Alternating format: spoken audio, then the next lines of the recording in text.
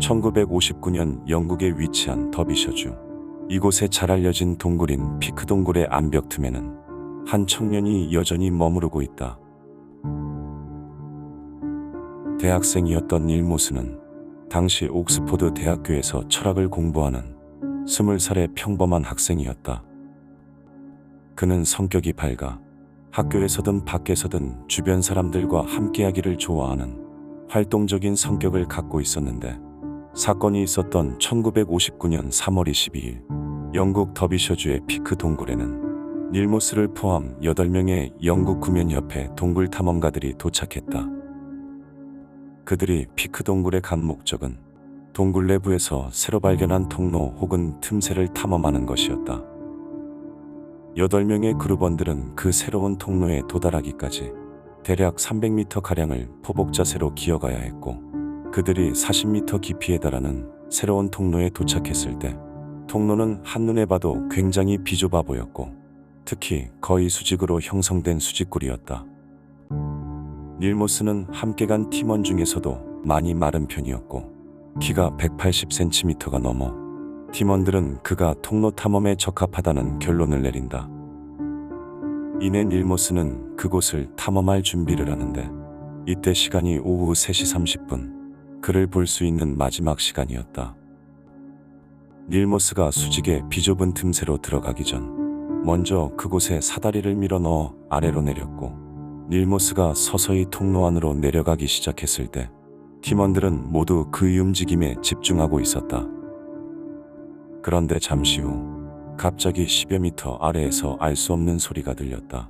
천천히 사다리를 밟고 내려가던 닐 모스가 실수로 발을 디뎌 사다리에서 떨어지게 되었고, 그와 동시에 바위 틈에 끼어 몸을 원하는 대로 움직일 수 없게 돼버렸다. 일이 벌어지고 그는 당장 눈앞에 있는 바위를 치우려고 노력했지만 무게가 너무 무거워 혼자서는 해결할 수 없었다. 닐 모스는 위에 있는 팀원들에게 내려놓은 사다리를 잡아당겨 자신을 들어 올려달라고 소리쳤다. 하지만 폭이 굉장히 비좁은 통로에서 사다리 또한 양쪽 바위 틈에 꽉 껴버렸는지 아무리 들어 올리려 해도 어느 쪽으로도 움직여지지 않았는데, 결국 팀원들은 닐 모스에게 밧줄을 던져주었고, 닐은 위에서 던져준 밧줄을 재빠르게 몸에 묶은 채 동료들이 잡아당겨 구해주길 기다렸다. 하지만 그 밧줄 또한 아무 소용없이 그냥 끊어져 버렸고, 이후에도 닐을 구조하기 위해 이런저런 다양한 시도를 했지만 모두 실패로 돌아간다. 결국 동료들은 닐 모스에게 바위를 직접 치워보는 게 가장 좋을 것 같다고 하였는데, 이에 닐은 옴짝달싹하지 않는 바위를 치우려다 50cm 남짓한 비좁은 통로에서 오히려 더욱 꽉 껴버린다.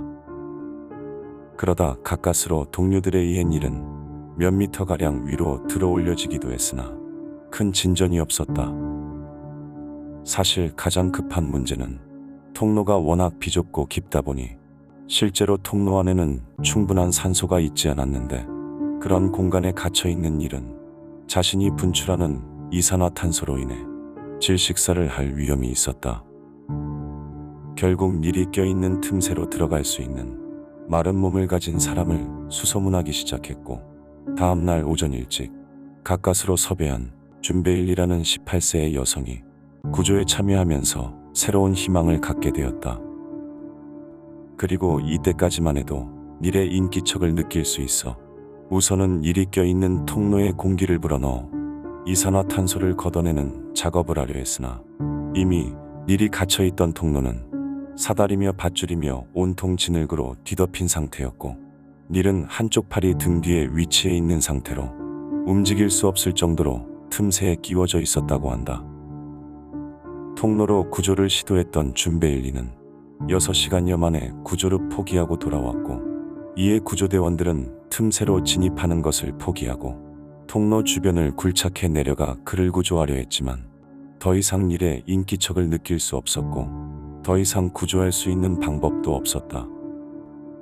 결국 구조 현장에 합류한 의사에 의해 이산화탄소로 인한 질식사를 원인으로 한 공식적인 닐의 사망 선고가 내려졌고, 닐의 아버지 에릭 모스는 그곳에서 더 이상의 희생자가 나오지 않길 바란다며 아들이 암벽 틈에 갇혀 있는 그대로 두기로 냈고, 이후에 그 통로는 모스 이 방으로 불리며 현재까지도 존재하고 있다.